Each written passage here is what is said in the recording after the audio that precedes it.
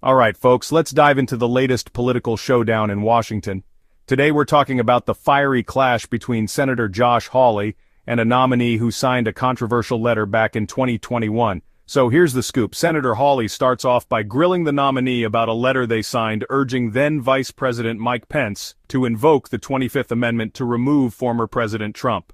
The letter described Trump as unfit for office and a reckless and wanton threat to the Constitution.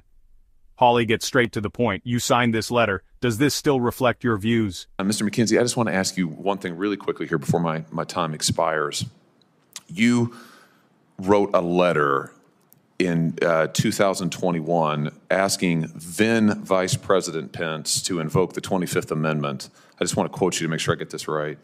You asked, that's the removal from office provision, the unfitness from office provision of the Constitution. So you urged then VP Pence to invoke the 25th Amendment against then President Trump to declare to the leaders of Congress that the president's unable to discharge the powers and duties of his office. You went on to say that then President Trump was unfit for office and a reckless and wanton threat to the Constitution. Does that still reflect your views? Senator, I do want to correct the record. I didn't write the letter. Along with hundreds of other folks, signed on to the letter because we were concerned about the events of January 6th. Okay, you signed the letter, though. Absolutely. Does that still represent your views? I signed the letter, Senator. I was concerned about January 6th. Yeah, and you haven't changed your view at all that the ex-president is unfit for office, a reckless and wanton threat to the Constitution? Under the Judicial Code of Ethics, if that matter were to come before me, it would be inappropriate for me to state my position at this time. So I'm precluded from stating that position. Well, I'm just trying to figure out if your views changed. I think you've answered my question. I think your answer is you stand by it. You signed it. You stand by it. Is that fair to say? I'm not trying to get how you rule out a case. On a case. I'm just trying to figure out. You signed a letter. I just want to make sure that you haven't changed your views. I think you've answered my question. I think you said you stand by it. Don't let me put words in your mouth. But is that correct? You signed it. You stand by it. Is that fair to say? It is correct that I signed the letter. Okay. We'll leave it at that. Thank you, Mr. Chairman.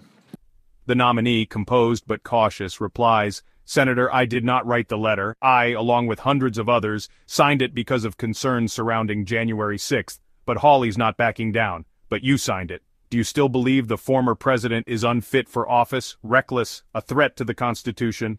The nominee, sticking to the script, says, under the Judicial Code of Ethics, I cannot state my position on matters that could come before me. However, it is correct that I signed the letter.